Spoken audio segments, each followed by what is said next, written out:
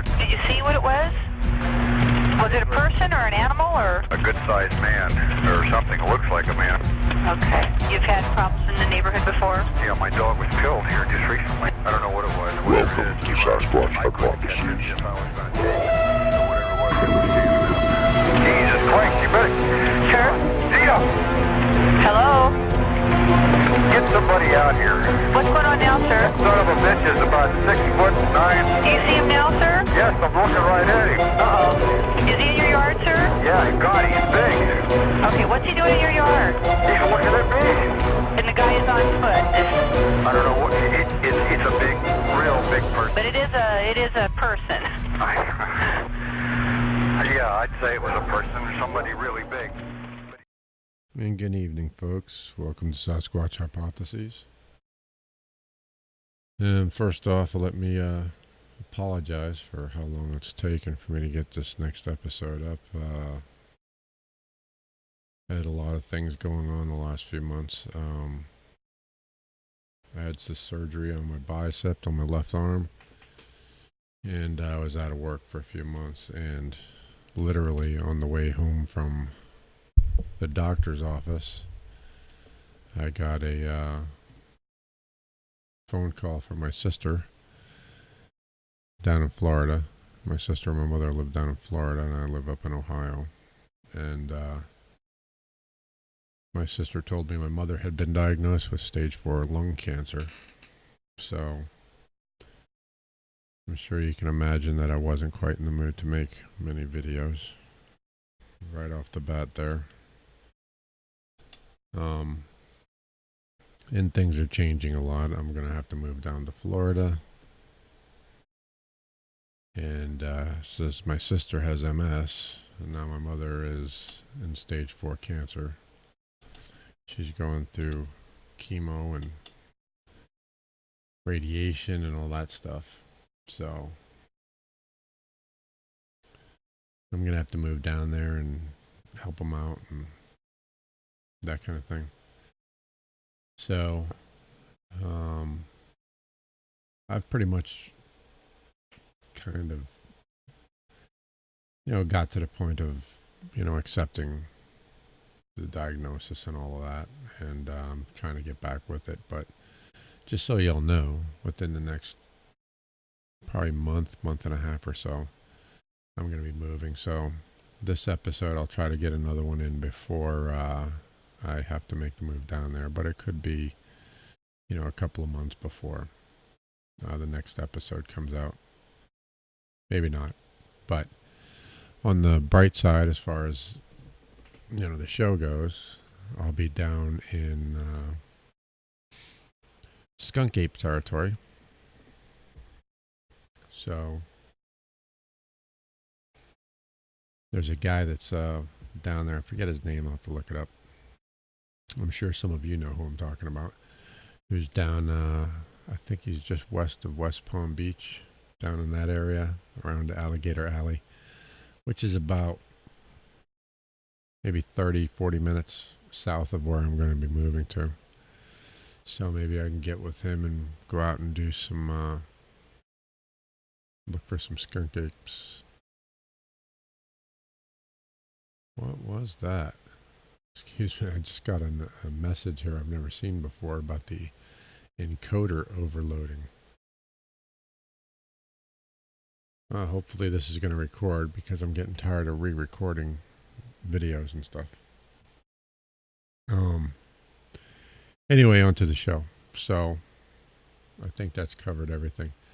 The other thing I wanted to cover, which I was going to cover in the show anyway, that I was going to make, before I found out about my mother,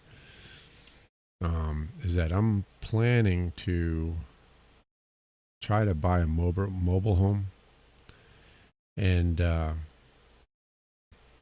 looking for Sasquatch. I'm going to do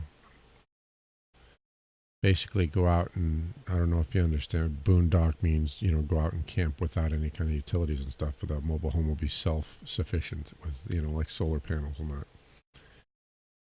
And go out wherever there's been numerous numerous sightings and reports and that kind of thing, and hang out, do kind of a Finding Bigfoot, only for real, I guess, and stay there for like a week, maybe 2 weeks at a time, and see what I can come up with. As you know from my Fear the Squatch episode, the idea of running into one out in the woods does terrify me. But, obviously that's if you run into the wrong one. Hopefully I won't run into the wrong one. But I have some theories about how to find them. And I want to try my theories out and see if I'm right, I'll outfit the mobile home with some gear. What I would like to do really is maybe start a fund me, and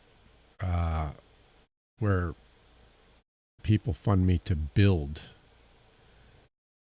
a specialized motorhome that with 4-wheel drive, and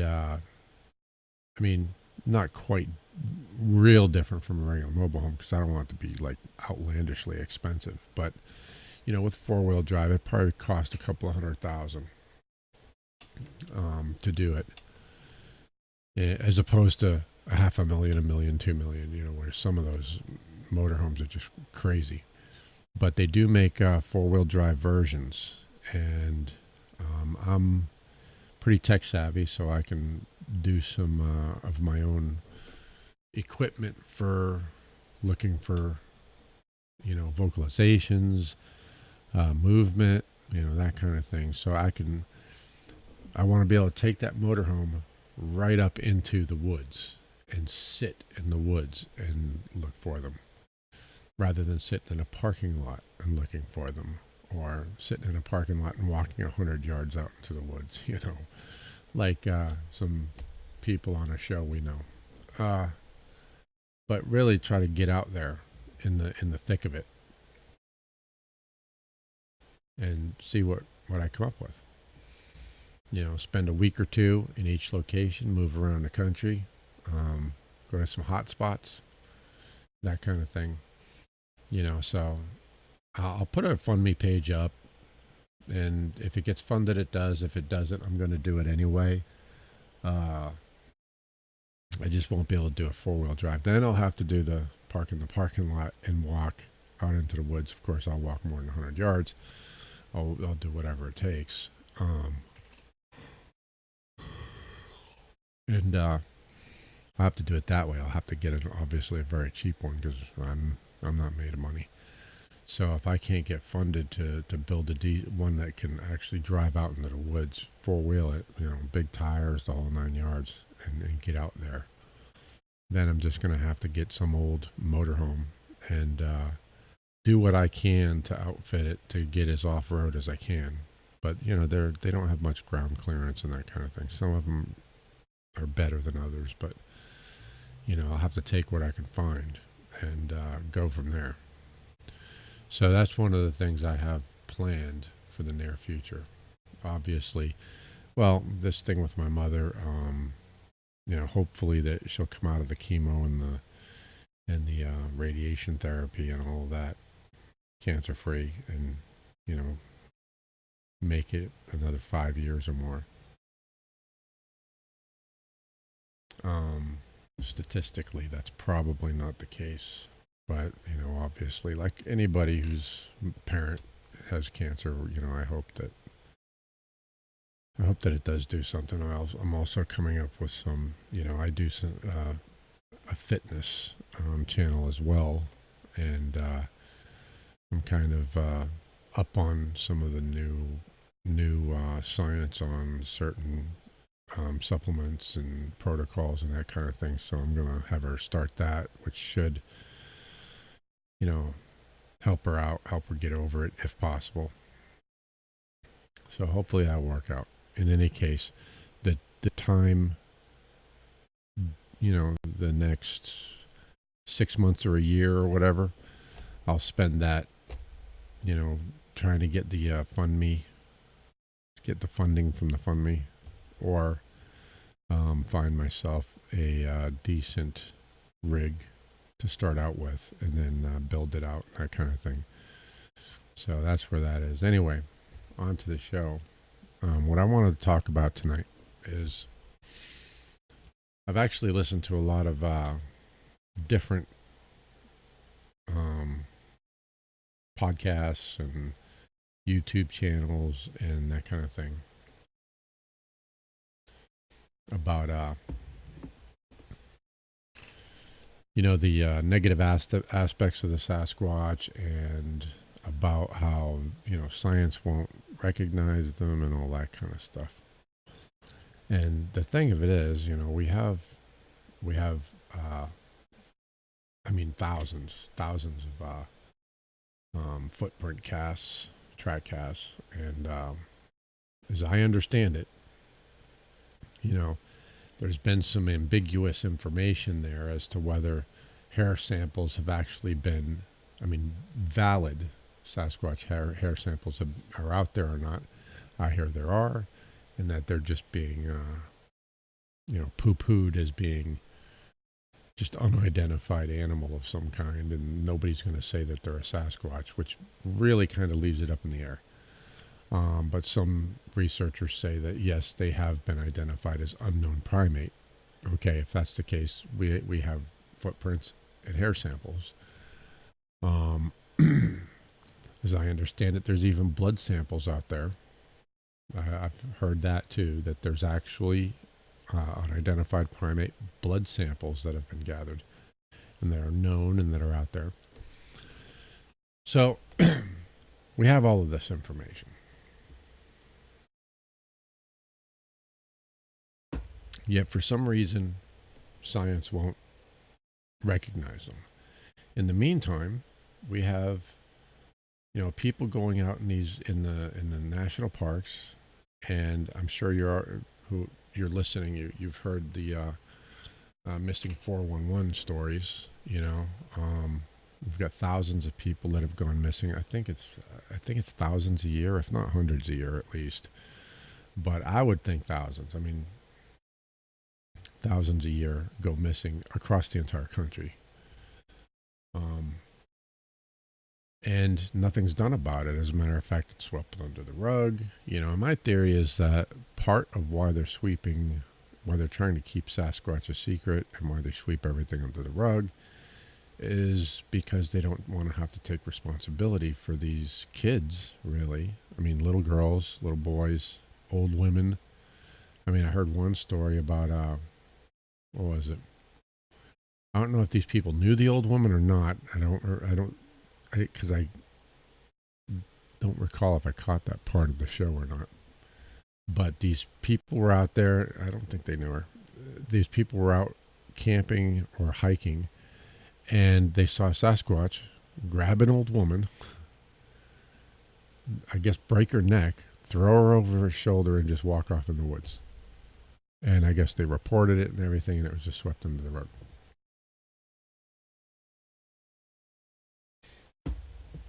Imagine this. Here's another story I heard. So just put yourself in this position. I'm going to kind of tell this story narrate it, and you put yourself in the position here. Okay, whether you have kids or not, you're in your house. You live out on the outskirts of the woods. And you walk up to the sliding glass door, and you look out in the backyard, and you see little Sally playing in the backyard. She's, let's say, 5-6 years old. She's playing in the backyard with her friends, and her friends are kicking a ball around, and there's 2 or 3 of them out there with her. They're kicking the ball around. And they kick the ball. They're kind of playing kickball. They're chasing the ball and all that. They kick the ball, and it goes shooting off to the side of the yard.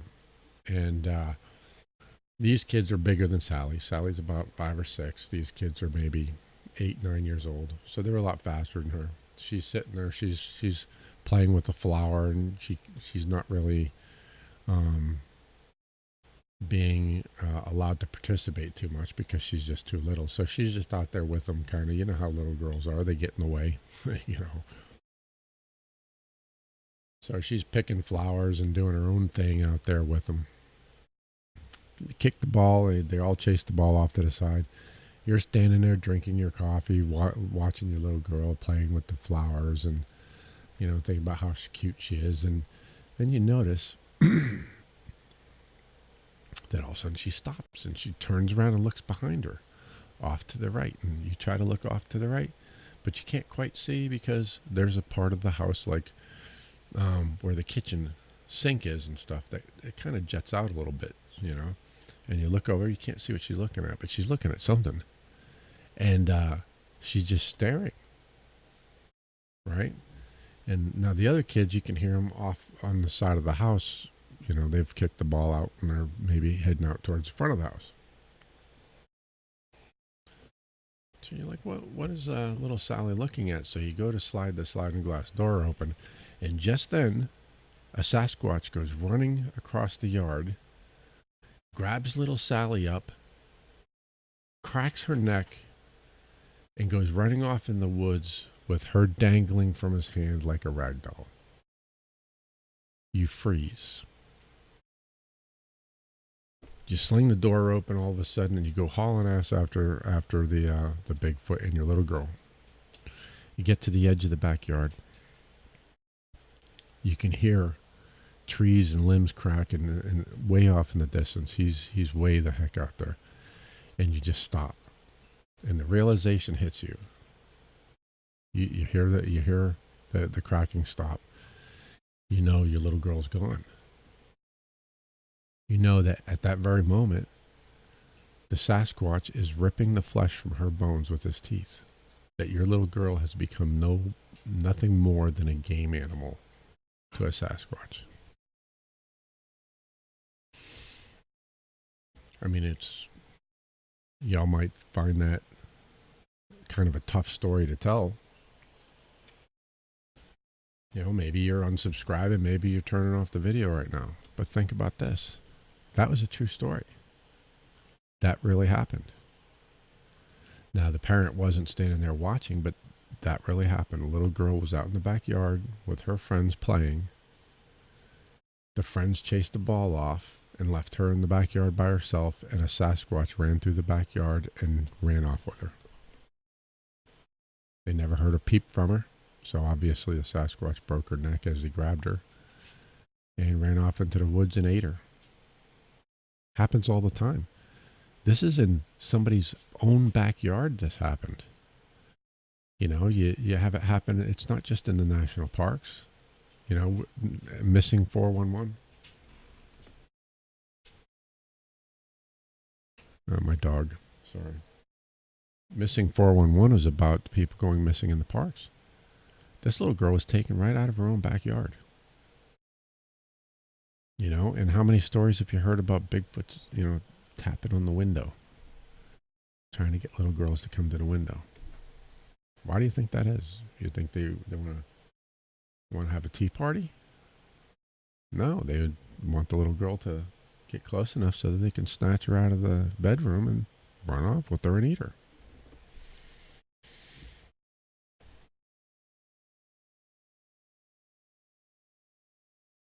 So,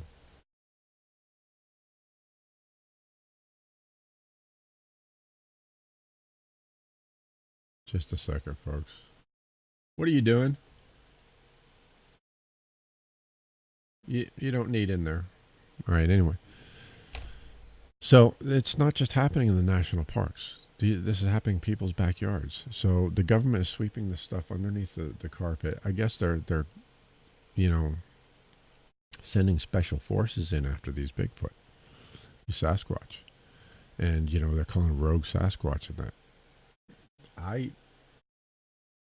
don't really think it's necessarily a rogue Sasquatch. I think that's just what they do.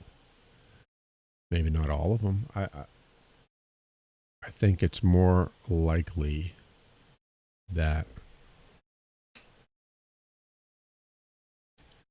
Just a second, folks, while I yell at my dog.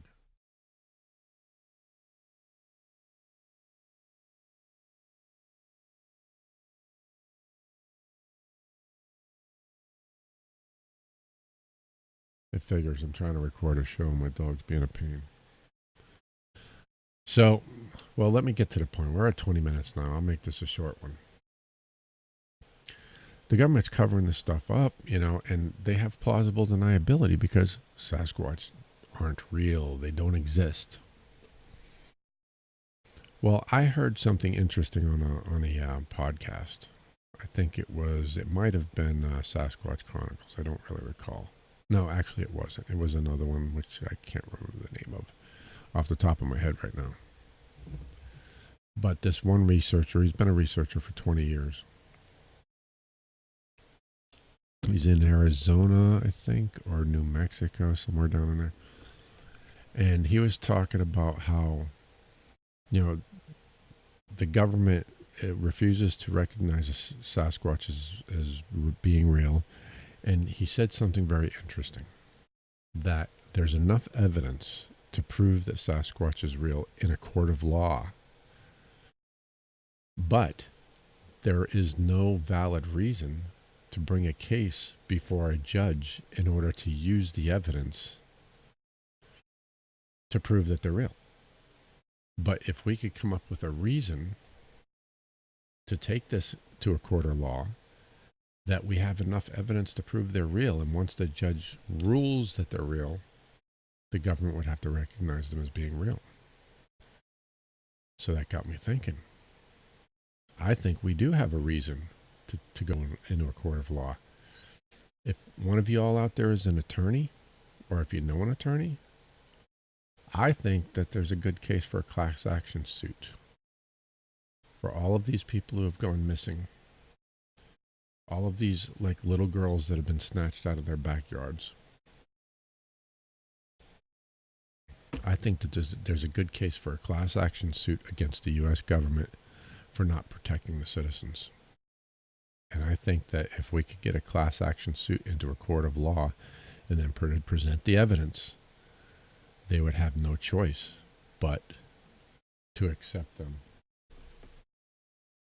as being real and to legally recognize them. So if you know an attorney, or if you are an attorney, why don't you chew on that a little bit and see if there's anything you can do. There's plenty of people out there who deserve to